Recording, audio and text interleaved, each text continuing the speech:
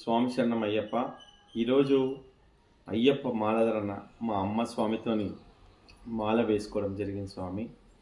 అయ్యప్ప స్వాములందరికీ విజ్ఞప్తి, మనము అయ్యప్ప మాల వేసుకొని పూజ చేయాలంటే ఆవు పంచకంతో ఇల్లు శుద్ధి చేయాలి. అదేవిధంగా ఆవు పాలు, ఆవు పెరుగు, ఆవు నెయ్యితోని స్వామివారికి అభిషేకం చేయాలి. మండలకాల దీక్ష తర్వాత మన ఇరుముడిలో కుటుంబ సభ్యులందరితో కలిసి ఆత్మ అనే ఆజ్యాన్ని పోషించేటప్పుడు స్వచ్ఛమైన దేశీవాళి ఆవు నెయ్యి మాత్రమే ఉపయోగించాలి. అలాంటి నెయ్యి, పాలు, పెరుగు అవి లేకపోతే మనం మాలధారణ అనేది సాధ్యం కాదు. కాబట్టి ఒకసారి అయ్యప్పలందరూ కూడా ఆలోచించాలి.